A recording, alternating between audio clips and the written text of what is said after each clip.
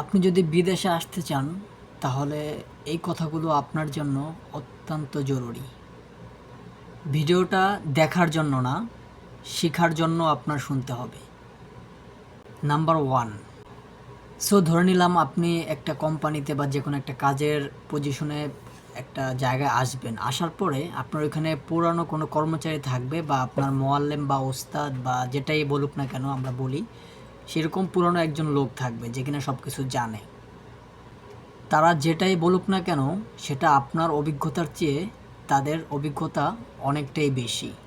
তাদের প্রতি কোনো ধরনের কোনো রাগ করা যাবে না, কোনো মেজাজ খারাপ করা যাবে না, কোনো মেজাজ দেখানো যাবে না। নাম্বার 2, কে কি বলল আপনাকে সেটার নিয়ে কোনো মন খারাপ করা যাবে না এবং সেটার দিকে কোনো ফোকাস করা যাবে না। আপনি ভালো নাকি খারাপ সেটার জবাব আপনাকেই দিতে হবে। তবে এখন না, একটা সময় এই জবাব দেওয়ার সময় আপনার ঠিকই সামনে আসবে এবং তখন আপনি এই জবাবটা দিতে পারবেন। আপাতত আপনার মুখে কষ্টিপ লাগিয়ে আপনার কাজে ফোকাস করতে হবে। নাম্বার 3, সব মানুষ নানান ধরনের কথাই বলবে, কিন্তু মানুষের নানান কথায় কোনো ফোকাস করা যাবে না। ফোকাস করতে হবে শুধু আপনার কাজের উপরে, যাতে করে আপনি তাড়াতাড়ি করে কাজটা শিখতে পারেন এবং আপনার হাতে চলে আসে। নাম্বার 4, আপনি যেখানে কাজ করবেন ওইখানে আপনার একজন বস থাকবে বা মালিক থাকবে, মহাজন থাকবে বা ওনার থাকবে।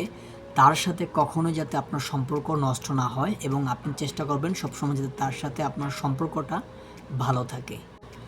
কে কি বলল সেটার দিকে ফোকাস না করে আপনি আপনার কাজকে প্রায়োরিটি দিবেন এবং আপনার বসের সাথে একটা আত্মবিশ্বাস তৈরি করতে হবে, যাতে করে আপনার জায়গায় যদি কেউ এসে কোনো কিছু করতে চায় তাহলেও যাতে আপনার বসের আত্মবিশ্বাসের সাথে সেটা উপরে উঠতে পারে, যাতে নিচে নামতে না পারে। কারণ আপনি তো আপনার বসের সাথে একটা আত্মবিশ্বাস তৈরি করবেন, সম্মান তৈরি করবেন, সম্মান ধরে রাখবেন।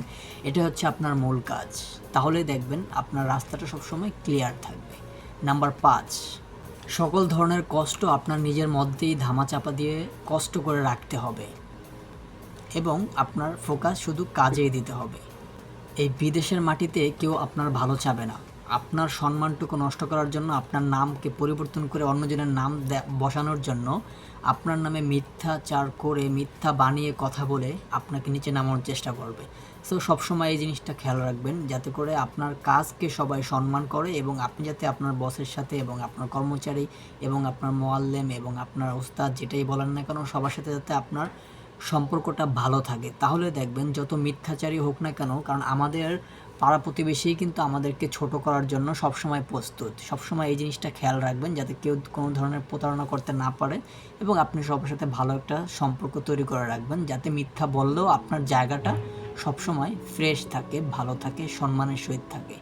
আশা করি আমার কথাগুলো বুঝতে পারছেন।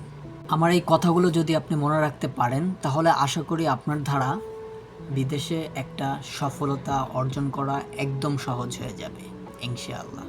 ধন্যবাদ এতক্ষণ ধৈর্য ধরে ফুল ভিডিওটা দেখার জন্য এবং আল্লাহ তাআলার দেওয়া কখনো বিফলে যায় না।